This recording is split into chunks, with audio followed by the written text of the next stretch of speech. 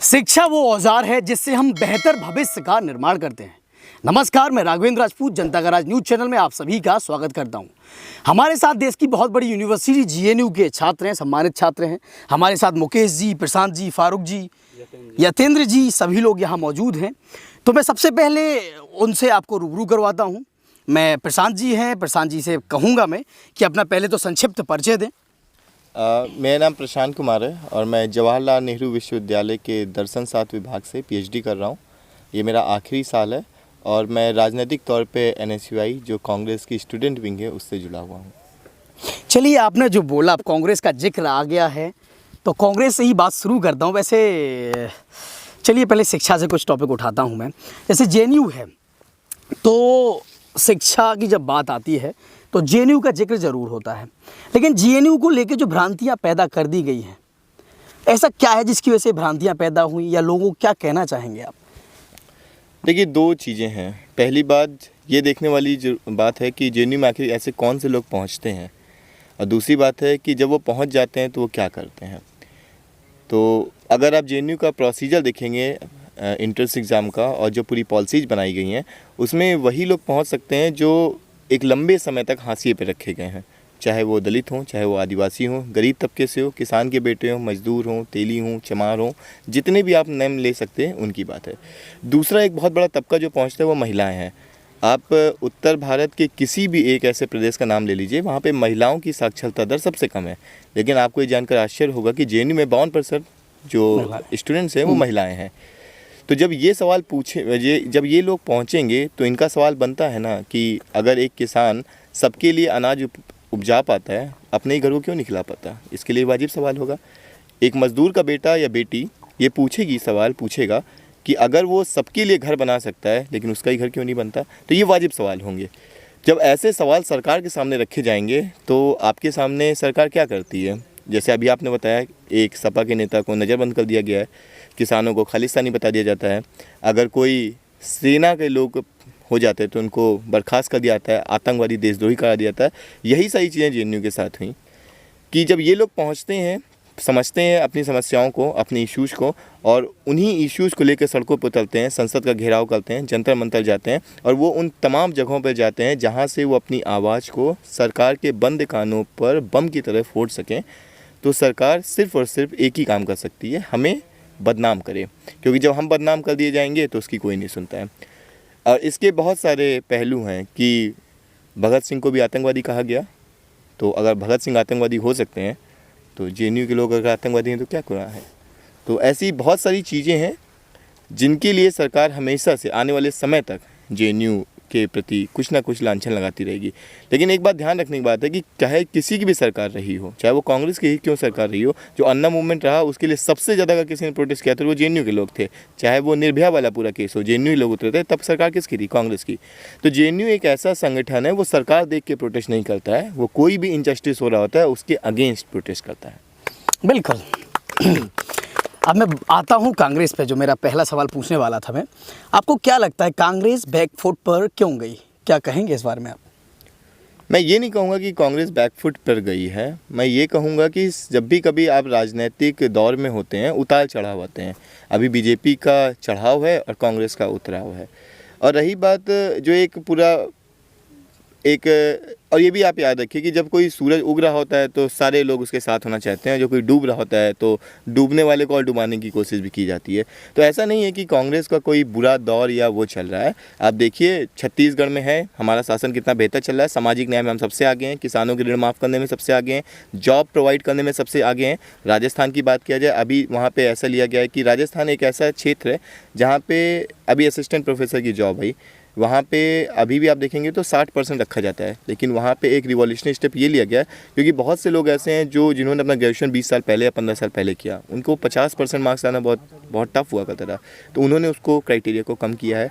मध्य प्रदेश में जब तक हमारी सरकार रही थी तब तक देखिए किसान ऋण को माफ़ किया गया। अभी देखिए छत्तीसगढ़ में हमारे बहुत सारी चीज़ें चल रही हैं।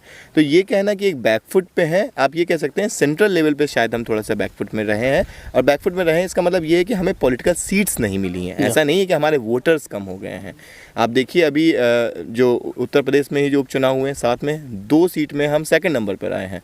तो इसका मतलब ये है कि हम उन दो क्षेत्रों में कह सकते हैं कि बाकी सारी पार्टी से बेहतर कंडीशन में है।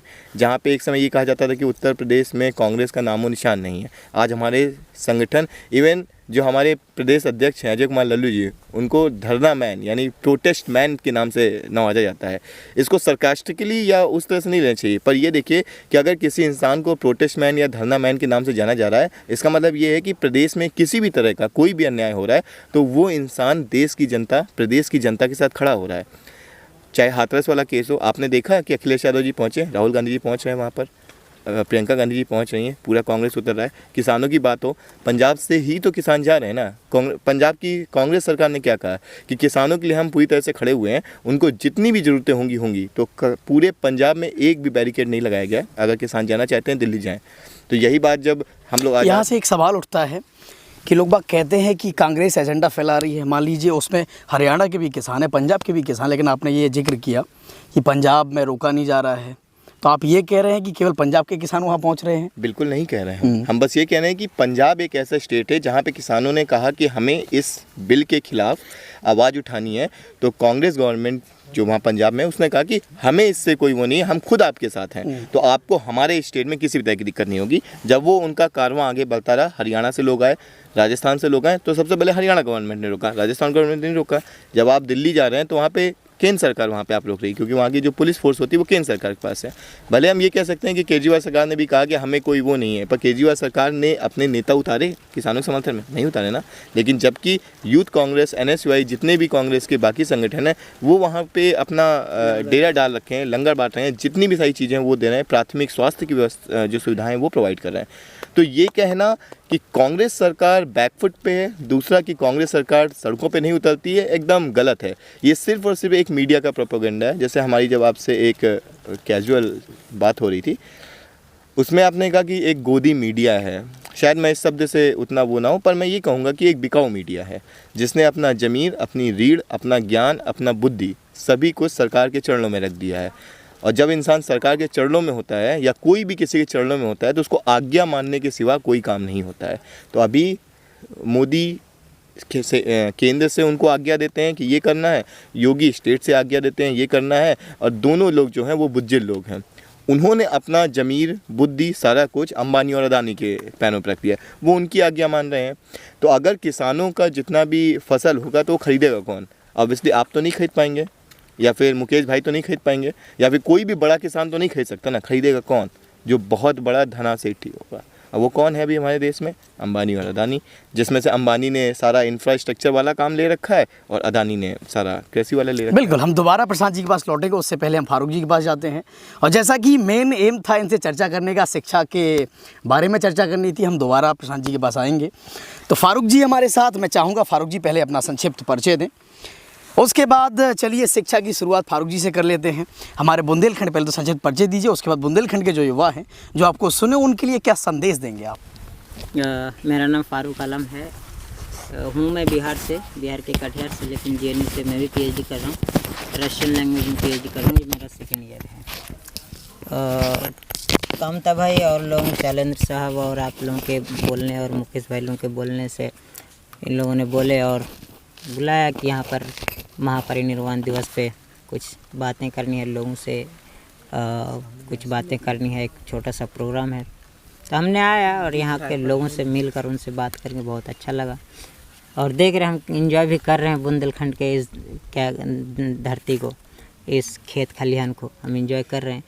तो यहाँ के हमें पता ये चला कि बुंदेलखंड के पास सब कुछ है, ठीक है, यहाँ सोर्सेस है, अपॉर्चुनिटीज़ है, लेकिन जो सबसे बड़ी दिक्कत ये है कि वो एजुकेशन, ठीक है, लोग पॉलिटिकली और एजुकेशनली अवेयर ज़्यादा नहीं है। तो लोगों सबसे प्रायोरिटी तो ये होगी कि आप जो यंग जनरेशन है, जो कमिंग जनरेशन है, जो आगे चल के हम जैसे, आप जैसे लोगों के जैसे अच्छे इंस्टीट्यूशन में पढ़ के कुछ समाज के लिए, देश के लिए कुछ कर सके। लेकिन करेंगे तो तभी जब एजुकेशन होगा। उस एजुकेशन को लेकर सबसे पहले बात यही है कि बुंदेलखंड के वो हर एक घर के लोग, हर एक किसान, वो हर एक मजदूर, वो हर एक लोग जितना भी कमा रहे हैं, अपना पेट का थोड़ा सा खाना काट के, एक वक्त का एक रोटी काट के अपने बाल बच्चों को पढ़ाएं। क्योंकि ये सच है और इस बात को आप डिनाई नहीं कर सकते हैं कि आज के वक्त में अगर आपको राजनीतिक ताकतों से लड़ना है, समाज की कुरीतियों से लड़ना है,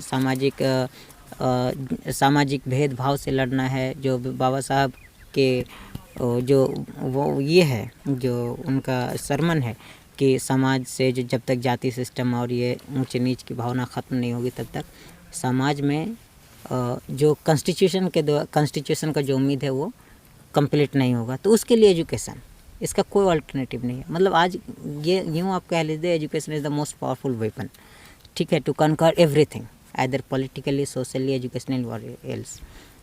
तो यही है मेरा संदेश यही होगा कि सब लोग अपने बाल बच्चों को, यहाँ के जो भी लोग, मान लीजिए कि 2% लोग ही पढ़ रहे हैं, मुकेश भाई जैसे लोग तो है ना, किसी बुंदेलखंड से मुकेश भाई हमारे यहाँ PhD कर रहे हैं और वो भी क्या रिमार्केबल सेंटर से है, वो कर रहे हैं इन्वायरमेंटल साइंस से, जो JNU के हर एक सेंटर में बेहतर सेंटर माना जाता है। इन्वायरमेंटल साइंस से PhD उनका लास्ट ईयर है। तो ऐसा नहीं कि बिल्कुल वाइड है एजुकेशन में, लेकिन जो 1, 2, 4 लोग जो भी हैं उनको देखते हुए और लोगों को इंस्पिरेशन लेना चाहिए और जो वाइड है उस वाइड को भरना चाहिए। बच्चों को स्कूल भेजे, प्राइवेट कोचिंग में भेजे, जहाँ भेजे, क्योंकि जब तक आप एजुकेशन में, तो आप ये तालीम के मैदान में आप नहीं उतरेंगे, इल्म हासिल नहीं करेंगे तो आप जानेंगे नहीं तो आपको पता ही नहीं होगा आपका हक क्या है, आपका लिबर्टी क्या है, आपका फ्रीडम क्या है। JNU वालों पे क्यों इतना सरकार अपना तलवार उठाए रहते हैं? क्योंकि JNU क्या करता है, JNU ask the questions from the power, और JNU एक हमेशा परमानेंट ऑपोजिशन है किसी भी सरकार का, चाहे वो कांग्रेस आए, चाहे वो कल लेफ्ट वाले सरकार आ जाए, चाहे BJP आ जाए, JNU वाले किसी के नहीं, ना किसी का बेटा है ना किसी का बाप है। वो डेमोक्रेसी का रक्षक है।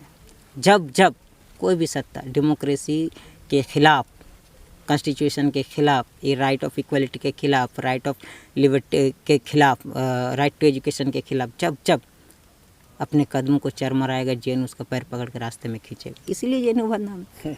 तो यही है मेरा लोगों से गुजारिश, बुंदेलखंड के सभी भाइयों से, सभी बहनों से, माताओं से, कि अपने बाल बच्चों को पढ़ाइए। बिल्कुल, हमारे मुकेश जी हैं जो कि स्वामी जी की जो धरती है बरहारा, उसी के पास एक गांव है इंदरपुरा, वहाँ से जो है निकले हैं, JNU से PhD कर रहे हैं, इनका जो है आखिरी साल है। तो मैं उनसे आपको रूबरू करूँ, उससे पहले यतेंद्र जी हैं, उनके पास जाता हूँ मैं, और उनसे भी मेरे कुछ जनरल सामान्य सवाल रहेंगे कि आपकी दृष्टि में पहली बात तो आपको बुंदेलखंड की धरती पर आकर यहाँ आके कैसा लगा? शुक्रिया साथियों, मैं यतेंद्र सिंह, मैं JNU का एक विद्यार्थी हूँ और मैं एक किसान का बेटा हूँ।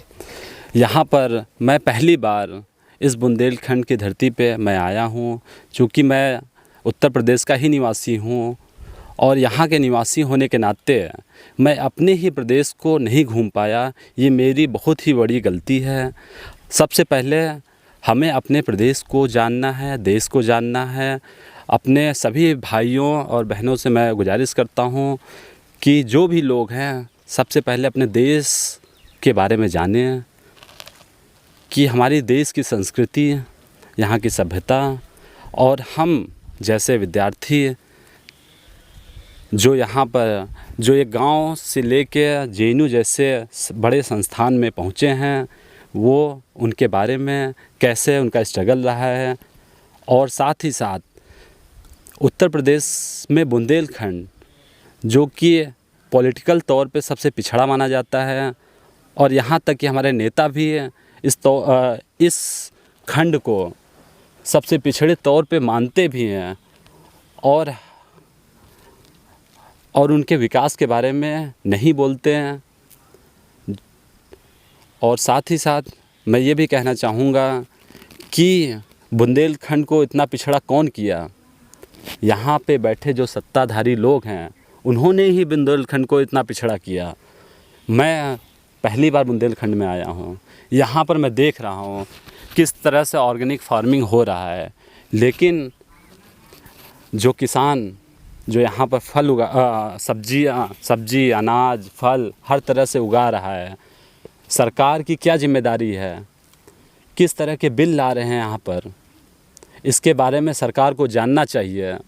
बिना सरकार को जाने, बिना किसानों से पूछे किस तरह के ये बिल ला रहे हैं, क्या जो बैठे हैं ऊपर शीर्षधारी उन्हें पता है किसान की क्या मजबूरियां हैं? वो कभी मंडी में गए हैं? सबसे पहले मैं सचेत करना चाहता हूँ जो सत्ताधारी लोग हैं, जब तक किसानों से बात नहीं करोगे ये किसान ही तुम्हें उखाड़ के फेंक देंगे। और साथ ही साथ जैसा कि हमारे भाई ने हमसे सवाल पूछा, बुंदेलखंड ये पहला मेरा विज़िट है। बुंदेलखंड मुझे सबसे अच्छा लगा। मैं इस समय किसान में ये खेत में ही बैठा हूँ और साथी से गुजारिश किया कि हम लोग खेत में ही देंगे इंटरव्यू। और यहाँ पर सभी लोगों से मुलाकात हुई, मुझे बहुत ही अच्छा लगा। यहाँ के लोग बहुत ही प्रेमशील लोग हैं और वो बहुत ही ज्ञानशील भी लोग हैं। चूँकि ये स्वामी जी की धरती है, जब 1950 से 60 तक स्वामी जी सांसद में रहे, उन्होंने यहाँ के लोगों के लिए बहुत काम किया। उसके बाद से आने वाली सरकारों ने क्या किया यहाँ पर?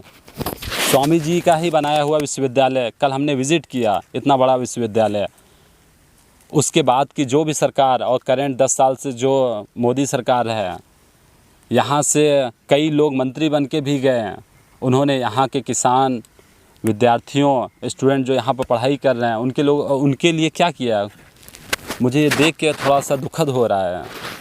लेकिन एक दिन किसान और यहाँ का युवा अब जाग उठा है, अब वो सवाल पूछेगा। आने वाले समय में जो आप शीर्ष पे बैठे हैं, अगर उनके लिए आप काम नहीं करेंगे तो आपकी वो आपकी जो कुर्सी है हिला देंगे। धन्यवाद दोस्तों। धन्यवाद यतीन जी, आपका बहुत बहुत धन्यवाद। हम जाते हैं अब मुकेश जी के पास, जो कि हमारे इंदरपुरा गांव से हैं और इनके फार्म में हम लोग यहाँ बैठे हुए हैं। तो मैंने इनका फार्म अभी घूमा है, आप लोगों को भी फार्म जो है वो दिखाऊंगा मैं। तो सबसे पहले तो कैसा सफ़र रहा आपका? आप बुंदेलखंड के एक गाँव से निकल के JNU जैसी बड़ी संस्था में पहुँचे और वहाँ सबसे पहले तो अपने सफ़र के बारे में जिक्र करिए। निकलने वाले भी हैं। तो जैसा कि राघवेंद्र जी, आप आज हमारे गांव इंदरपुरा आए हुए हैं और खेत पे बैठ के चर्चा हो रही है। सबसे पहले तो मैं आपको बहुत बहुत बधाई देना चाहूँगा कि आप एक बड़े शहर मुंबई से आके वहाँ अपनी पूरी तालीम लेने के बाद अपने गांव से, अपने क्षेत्र से धन्यवाद एक बहुत बड़ी शुरुआत कर रहे हैं। क्योंकि उसी तरीके से जो शुरुआत आप कर रहे हैं, मैं भी जिस फील्ड से हूँ, पर्यावरण की मैंने पढ़ाई की है, उसी विषय में मैं PhD कर रहा हूँ। तो सबसे पहले तो मेरी जो शुरुआती शिक्षा है वो राठ से ही हुई है, चाहे विवेकानंद हो, चाहे वो सरस्वती बाल मंदिर हो। इसके बाद जो मेरा ग्रेजुएशन रहा है वो बनारस हिंदू यूनिवर्सिटी से ग्रेजुएशन किया है। इसके बाद मास्टर और PG वो दोनों जवाहरलाल नेहरू यूनिवर्सिटी से किए हैं। तो कहीं ना कहीं जब JNU हम गए तो हमको लगा कि वहाँ अलग अलग सब्जेक्ट के लोग, अलग अलग चीज़ों के जानकार लोग किस तरीके से एक समन्वय के साथ एक हॉस्टल में रहते हैं। हम देखते हैं कि एक PhD के स्टूडेंट का जो रूममेट होता है वो BA का लड़का होता है, वो फ्रेंच पढ़ रहा होता है, वो स्पेनिश पढ़ रहा होता है, चाइनीज पढ़ रहा होता है, कोरियन पढ़ रहा होता है। तो हमारा कहीं ना कहीं है कि इस तरीके का कल्चर बन जाता है कि हॉस्टल में विभिन्न सब्जेक्टों में पढ़ने वाले, अलग अलग विचारधाराओं के मानने वाले लोग जब हम एक टेबल पे बैठ के खाते हैं, तो मैं साइंस का विद्यार्थी होने के बाद भी छोटी मोटी जो समझ है वो सोशल साइंस की भी डेवलप हो जाती है। तो उन्हीं सब चीज़ों को मुझे देखते हुए लगा कि जो हम पर्यावरण की पढ़ाई कर रहे हैं, क्यों ना क्यों इसको ज़मीन पर उतारा जाए। क्योंकि अभी तक की जो हमारी शिक्षा नीति रही है, आपको राघवेंद्र जी जान के लगेगा कि ये कैसी विडंबना है। 60 से ज़्यादा बड़े बड़े संस्थान हैं भारत सरकार के जो एग्रीकल्चर के इंस्टीट्यूट हैं। उनमें आप देखेंगे कि दर्जनों सैकड़ों साइंटिस्ट हैं जो काम करते हैं। लैबों में काम हुए हैं लेकिन वो काम ज़मीन पे नहीं उतरे हैं। यदि एक साइंटिस्ट, हम कह रहे हैं, अपना 90% काम अपने लैब में देता और उसका 10% भी यदि अपना छोटा सा एक मॉडल बनाकर अपने ग्रामीण क्षेत्र में काम करता तो बदलाव तभी संभव था। तो इन्हीं सारी चीज़ों को देखते हुए मुझे लगा कि जो भी हमारी एजुकेशन है उसका एक जो प्रतिबिंब है, एक जो भी, क्योंकि हमारे यहाँ के लोग इतने जागरूक नहीं हैं कि जो हम काम करते हैं उस तरीके का उतना कॉम्प्लिकेटेड चीज़ें हम उनके सामने रखें और वो समझ पाएँ। तो जहाँ ये जो हम अभी इंटीग्रेटेड फार्मिंग पे काम कर रहे हैं, ये बहुत छोटी शुरुआत है कि हम चाहते हैं कि अभी आप देख रहे होंगे कि बायोडाइवर्सिटी हमारी कितनी तेज़ी से लॉस हो रही है। डिफॉरेस्टेशन, जो फॉरेस्ट कवर है वो गवर्नमेंट की फाइलों में तो साल दर साल बढ़ रहा है, लेकिन जो एक्चुअलिटी है उसमें बहुत तेज़ी से रिड्यूस हो रहा है। तो इन सारी चीज़ों को हम ध्यान में रखते हुए कि इस देश की 70 से 75% जो लैंड है वो फार्मर के पास है। जो आज के दौर में क्लाइमेट इतनी तेज़ी से बदल रहा है, उसको स्टेबल यदि कोई कर सकता है तो वो फार्मर है। बिना फार्मर को कॉन्फिडेंस में लिए और बिना फार्मर के साथ मिलके काम किए, इन सारी बड़ी समस्याओं से जो यूनाइटेड नेशन के बड़े बड़े गोल हैं कि हमको इनको कंप्लीट करना है, वो अधूरे हैं। तो इन्हीं सब चीज़ों को देखते हुए जो हमने एक छोटी सी शुरुआत की है, क्योंकि मेरा जो पूरा रिसर्च है सॉइल और प्लांट पे है, पेड़ पौधों और मिट्टी पे है, तो क्यों ना इसको एक मॉडल के तौर पे बनाया जाए। तो इसी सब चीज़ों को ध्यान में रखते हुए इंटीग्रेटेड फार्मिंग का एक मॉडल बनाना शुरू किया है, जिसमें तालाब भी हो, जिसमें फ़िश फार्मिंग भी हो, जिसमें मुर्गी पालन भी, जिसमें बतख पालन भी हो, जिसमें जितने भी ज़रूरत के पेड़ पौधे हैं जिनसे फल मिलते हैं वो भी हों, जितने भी घर में सब्जियां मसाले जो भी मिलते हैं, पहले किसान को खुद सेल्फ सस्टेन होना है। ये सारी चीज़ें रहेंगी यदि हमारा इतना सारा प्लांटेशन, ये सारी चीज़ें रहेंगी, तो जो हमारा भूमि संरक्षण, भूमि क्षरण हो रहा है वो रुकेगा। दूसरा, जो हमारी अभी आपको ताज्जुब होगा कि जो हमारी ये मिट्टी है, ज़्यादातर मिट्टी में हमारी जो कार्बन है, ऑर्गेनिक कार्बन है, वो 0.2%, 0.3% है। तो इसको हम कहें तो ये मरी हुई मिट्टी है। जब हमने पूरे बुंदेलखंड के लोगों ने अपनी मिट्टी को केमिकल और ये सारी चीज़ें डाल के मार दिया है, जब तक इसको पैदावार तो हम बहुत अच्छी ले सकते हैं कि हम 3 कट्टा यूरिया लगाएं, 2 कट्टे लगाएं, अच्छा प्रोडक्शन ले सकते हैं, क्योंकि जितनी भी पैदावार होती है उसी मिट्टी से आती है। लेकिन जो मिट्टी की सेहत है उसको हमने एकदम बर्बाद कर दिया है। तो इन्हीं सब चीज़ों को हम देखते हुए यदि हम प्लांटेशन करेंगे, तो आप देखिए कि जो हमारे मैच्योर पेड़ हैं, जो एकदम पूरी तरीके से डेवलप हैं, उनकी 10 फीट, 15 फीट, 20 फीट नीचे जड़े जाती हैं। ऐसी कोई टेक्निक नहीं बनी है अभी तक दुनिया में कि जो 20 फीट नीचे जो हमारे मिट्टी में माइक्रो न्यूट्रिएंट, पोषक तत्व हैं, उनको ज़मीन से नीचे से लाके और ज़मीन के ऊपरी सतह पे पटक दे। क्योंकि जो हमारी सबसे फर्टाइल लैंड होती है, सबसे उर्वरक लैंड होती है, वो 10 सेंटीमीटर ही होती है। 1 सेंटीमीटर सॉइल बनने में सैकड़ों हज़ारों साल लग जाते हैं, लेकिन हम उसको ख़त्म कर रहे हैं। तो पेड़ पौधे जितनी भी हमारी सेहत ख़राब हुई है, वो 2 से 3 साल, 5 साल के अंदर हमारी सेहत का सुधार कर सकते हैं मिट्टी का, जो हमेशा के लिए 1 साल नहीं, हज़ारों सैकड़ों साल के लिए एक स्टेबल एनवायरनमेंट प्रोवाइड कर सकती है। तो इन्हीं सब चीज़ों को ध्यान में रखते हुए एक छोटा सा एक्सपेरिमेंट है कि हम दुनिया के देश के किसी भी कोने में रहें, हमारा फ़र्ज बनता है कि जिस क्षेत्र से हम गए हैं, हम छोटे मोटे काम अपने लोगों के लिए भी करें, अपने क्षेत्र के लोगों, जिस भी चीज़ के हम एक्सपर्ट हैं, कम से कम उस चीज़ में काम करके हम अपने जैसे 100-50 और लोग यदि रेडी कर सकते हैं, तो मुझे लगता है कि ये उम्मीद की किरण है। मुझे नहीं पता कि कितना सक्सेस होगा, लेकिन आने वाला जो टाइम है, जितनी भी ज़िंदगी बची हुई है, उसमें एक उद्देश्य है कि हम जैसे लोगों का एक, आप जैसे लोगों का एक समूह बन के बुंदेलखंड के लिए काम किया जाए। जब जागो तब सवेरा, कोई देर नहीं हुई है, क्योंकि हर दिन हम यहाँ के पॉलिटिशियन या अलग अलग लोगों का कितना टाइम तक क्रिटिसाइज करेंगे, क्योंकि अब जब हमारे पास आइडिया नहीं है उनको देने के लिए, तो सब अंधेर नगरी है। वो भी उनको लगता है कि जैसे चल रहा है चलने दो, कोई सवाल करने वाला नहीं है। यदि हम आप जैसे लोग आएंगे, इस फील्ड में काम करेंगे, क्योंकि ज़्यादातर यही होता है कि हम अच्छी तालीम, अच्छी एजुकेशन लेने के बाद, अच्छी नौकरी मिल जाने के बाद हम शहर चले जाते हैं। हम अपने गांव के बारे में नहीं सोचते हैं, काम नहीं करते हैं। तो सभी लोगों से, इस क्षेत्र के हर फील्ड में काम करने वाले पॉलिटिशियन हैं, अलग अलग विचारधारा के लोग हैं, हम जब तक एक साथ मिल के बैठ के बात नहीं करेंगे, किसी भी पार्टी के लोग हैं, आइए बैठते हैं, बुंदेलखंड के लिए क्या ब्लूप्रिंट हो सकता है, कैसे हम काम कर सकते हैं, आप करिए। मैं जो चीज़ें देखता हूँ, मुझे कई बार बहुत ही ग्लानि फील होती है कि जितने भी पॉलिटिशियन हैं, आप देखिए कि प्राइवेट स्कूल का कोई भी प्रोग्राम होता है, हमारे सारे पॉलिटिशियन वहाँ पहुँचते हैं, शिरकत करते हैं। कि आपका फ़र्ज़ नहीं बनता है? गवर्नमेंट ने इतने सारे, मेरे गांव में 3-3, 4-4 स्कूल बने हुए हैं, हम कह रहे 3 की जगह 1 हो, लेकिन उसमें क्वालिटी एजुकेशन मिले। आप कभी, कोई भी पॉलिटिशियन हो, बहुत ही कम है कि सरकारी स्कूल में क्या एनुअल इवेंट नहीं हो सकता है? हो सकते हैं, आपको करना चाहिए, क्योंकि जहाँ जो एजुकेशन ले रहे हैं वो बहुत ही कमज़ोर तबके से वो बच्चे आते हैं। क्योंकि मैं देख रहा हूँ बुंदेलखंड में भी थोड़ा भी यदि लोग जागरूक हैं, उनके पास पैसा है, तो सोचते हैं कि हम हाई स्कूल इंटर तक की भी अच्छी एजुकेशन अपने बच्चों को दिला दें, तो प्राइवेट स्कूल में लेके जाते हैं, वहाँ दाखिला दिलाते हैं।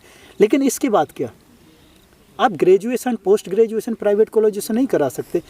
महंगी इतनी ज़्यादा फीस है, तो सबको समझना पड़ेगा। ख़ास तौर से मेरी इस क्षेत्र के पॉलिटिशियन से ज़्यादा रिक्वेस्ट है कि आपकी ज़्यादा जिम्मेदारी बनती है कि आप जितना टाइम इन प्राइवेट हो जाइए, कोई दिक्कत नहीं है, लेकिन 50-60% अपना टाइम इन पे भी दीजिए। यहाँ की स्वास्थ्य व्यवस्था कैसी चरमराई हुई है, हर गांव में एक स्वास्थ्य उपकेंद्र बना हुआ है, लेकिन उपकेंद्र में एएनएम नहीं है, उसमें जर्नल छोटी सी जो हमारी माता बहनाओं के लिए टीकाकरण या जो सुविधाएं होनी चाहिए वो तक अवेलेबल नहीं है। उसके बारे में कौन बात करेगा? यदि इन चीज़ों पर, इन मुद्दों पे हम लोग सब लोग मिल के बात करें तो बदलाव में बहुत टाइम नहीं लगेगा, क्योंकि लोगों की ज़रूरतें यही है कि उनको अच्छी शिक्षा मिल जाए, अच्छा स्वास्थ्य मिल जाए। खेती में तो हमारे अंदर कोई कमी ही नहीं है, इतने बड़े बड़े फार्मर हैं जो बहुत अच्छा प्रोडक्शन लाते हैं। तो अब जो उनका माल आ जा रहा है तो उसको एक अच्छे उचित दाम भी मिल जाए, तो उन सब चीज़ों के लिए में अच्छी प्लानिंग कर सकते हैं। क्योंकि सबसे अच्छी बात यह है कि बुंदेलखंड दलहन का क्षेत्र है। अवेयरनेस ना होने की वजह से अभी मैं 2-3 साल से देख रहा हूँ कि बुंदेलखंड में बहुत सारे लोग धान उगा रहे हैं। आप ये देखिए कि जितनी पूरी फसल के लिए पानी की आवश्यकता है उतनी एक फसल में हम लगा दे रहे हैं। तो ये फील्ड नहीं है धान के लिए, हमको दलहन पे ज़्यादा फोकस करना चाहिए। तो वो चीज़ें हम नहीं कर रहे हैं, क्योंकि किसान भी कई बार पैदावार के पीछे भागता है। तो हमको अपना क्लाइमेटिक एरिया कैसा है, इन सारी चीज़ों के बारे में समझना पड़ेगा, उसके बारे में डिस्कस करना पड़ेगा। तभी है कि एक हम सस्टेनेबल, क्यों किसान 3 महीने के लिए 6 महीने के लिए सोचता है कि हमको पता चलेगा कि भाई चैत का जो टाइम आएगा, हमारा अप्रैल का महीना आएगा, हम ये चीज़ें उगाएंगे, उसको मार्केट में ले जाएंगे। तो मैं एक और रिक्वेस्ट फार्मर से करना चाहूँगा कि आप प्लांटेशन पे आइए, क्योंकि आप सच में अच्छा लाभ लेना चाहते हैं, क्लाइमेट को सस्टेनेबल बनाना चाहते हैं, गवर्नमेंट की जो पॉलिसियाँ उनको इम्प्लीमेंट करना चाहते हैं, तो आप हॉर्टिकल्चर इसको ज़रूर अपनाइएगा, क्योंकि यही किसान का भविष्य है।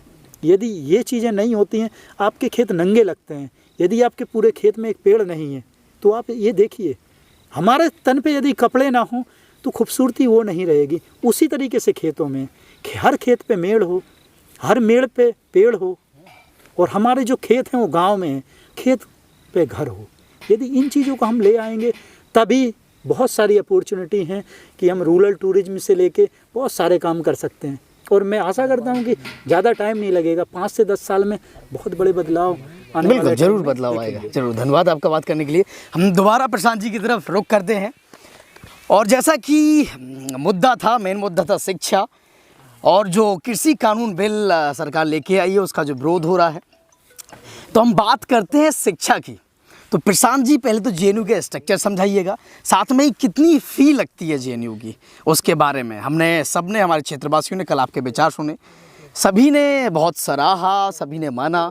तो आप उनसे दोबारा फीस स्ट्रक्चर के बारे में बताइएगा, साथ में आपके इस क्षेत्र के जो छोटे भाई हैं आपको सुनेंगे, उनको लेके पर्सनली उनको कुछ कहना चाहें आप।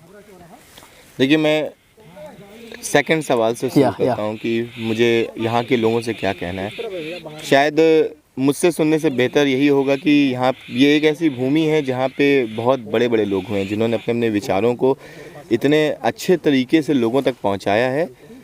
बस उनको उन्हीं चीज़ों को फिर से याद करने की ज़रूरत है। स्वामी ब्रह्मानंद यहाँ के रहे, उन्होंने 2 महत्वपूर्ण चीज़ों पे काम किया। जब से उन्होंने अपना संन्यास शुरू किया उसके बाद से एजुकेशन पहला रहा, और दूसरा उन्होंने गौ हत्या पे रहा है। दूसरे पे हम बात नहीं करना चाहते हैं क्योंकि उनका एक प्योर मुद्दा था और आज एक पॉलिटिकल मोटिव है जिसमें से एक पर्टिकुलर कम्युनिटी को टारगेट किया जा रहा है। तो उस वाले टॉपिक पे बात ना करके केवल शिक्षा पे बात करते हैं। अब आप देखिए कि जो ब्रह्मानंद जी ने यहाँ पे महाविद्यालय बनवाया था उसका मेन एम क्या था? उसका एम यही था कि बुंदेलखंड के जितने भी लोग हैं वो सारे लोग वहाँ पर पहुँचें, फीस स्ट्रक्चर कम रखा जाए, हर एक तरह की पढ़ाई हो, चाहे वो समाज से रिलेटेड जितने भी सब्जेक्ट्स हों, विज्ञान से रिलेटेड जितने भी सब्जेक्ट हों, एग्रीकल्चर से रिलेटेड कितने भी सब्जेक्ट हों, सारे लोगों के लिए। जैसे जो मुझे आंकड़ा बताया गया उसके हिसाब से एक बहुत बड़ी लैंड कृषि के लिए वहाँ पर है, लेकिन जैसे जैसे सरकार और ब्रह्मानंद जी नहीं रहे, उसके बाद प्रिंसिपल साहब नहीं रहे, उसके बाद से वो सारी ज़मीन आजकल हड़पने के लिए की जा रही है। एडमिनिस्ट्रेशन सरकार का किसी भी तरह का ध्यान नहीं है।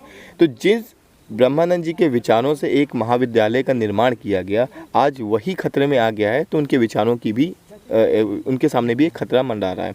तो मैं बस यही कहूँगा कि जितने भी लोग हैं, बुंदेलखंड के लोग हैं, नवयुवक हैं, बच्चे हैं, और अगर हम आने वाले 10 साल का एक खाका बनाते हैं, देखिए कि जो अभी 10 साल के बच्चे हैं उन पे आप लोग विशेष ध्यान दीजिए, क्योंकि अगले 10 साल में वो 20 साल के हो रहे होंगे और वो आपके भविष्य होंगे। तो उनको ब्रह्मानंद जी के विचारों पे थोड़ा सा ध्यान देना होगा।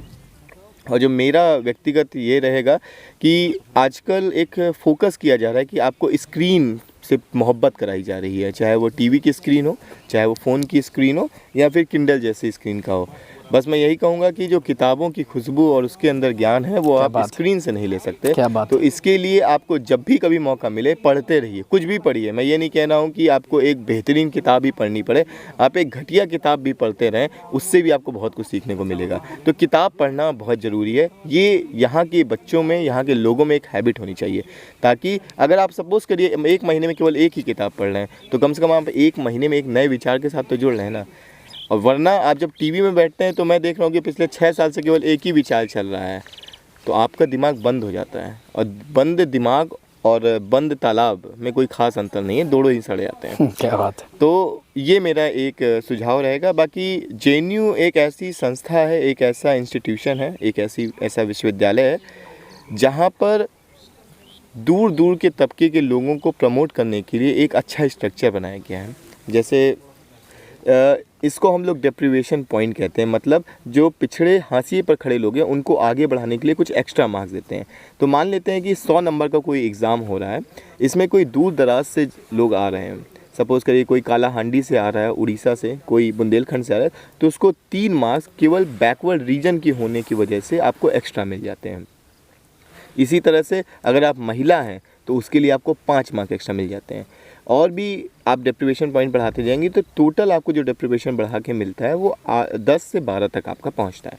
यानी एक बुंदेलखंड की महिला अगर JNU के लिए अप्लाई करती है और वो 48 मार्क्स लाती है, और एक दिल्ली विश्वविद्यालय की लड़की या लड़का 60 नंबर लाता है, तो दोनों में कोई बड़ा मतलब वो भेद नहीं है, दोनों एक समान पायदान पे खड़े हैं। मतलब जैसे एक शायद आपने कभी वो वीडियो देखा हो या नहीं देखा हो, एक वीडियो में ये दिखाया जाता है कि सभी लोगों को खड़ा कर दिया जाता है और उनसे उनके प्रिविलेजेस के बारे में पूछा जाता है कि अच्छा आप वाइट हैं तो आप आगे खड़े हुए, अगर आपके पापा पैसे वाले हैं तो आप 2 कदम पीछे लाइए। ऐसे करते करते जब देखा जाता है तो हमें पता चलता है कि जो सबसे अनप्रिविलेज्ड होता है वो सबसे आखिरी खड़ा होता है। तो हम उसको उस रेस में बराबर लाने के लिए क्या कर सकते हैं? जैसे अम्बेडकर जी ने रिजर्वेशन दिया, जिसको हम पॉजिटिव डिस्क्रिमिनेशन कहते हैं, यानी सकारात्मक तौर पे हम कैसे किसी को आगे बढ़ा सकते हैं। JNU का जो एंट्रेंस प्रोसीजर है वो सकारात्मक तरीके से हाशिए पे खड़े लोगों को आगे लाने का काम करता है।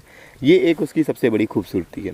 दूसरी बात ये है कि हमें पता है कि जितने भी बैकवर्ड रीजन या फिर शेड्यूल कास्ट या फिर बैकवर्ड कास्ट से लोग आते हैं, उनकी कास्ट के हिसाब से ही उनका बिजनेस कर दिया। जैसे अगर आप पुराने 20 से 30 साल में देखें तो तेली का काम सिर्फ तेल ही बेचना था, काछी का काम सिर्फ सब्जी उगाना ही था, कुर्मी का काम सिर्फ वही उगाना था, लुहार का काम सिर्फ लोहा बनाना था, एक नाई का काम सिर्फ बाल काटना था। तो आप एक्सपेक्ट कर सकते हैं कि अगर सिर्फ वही इंसान एक पर्टिकुलर काम करेगा जिसकी भारत जैसे देश में बहुत ज़्यादा इज्जत नहीं है, आप किसी से पूछ लीजिए, किसी को बोल दीजिए कि मेरा बेटा नाई है, तो आप जान दीजिए कि आपको किस तरह से देखा जाता है।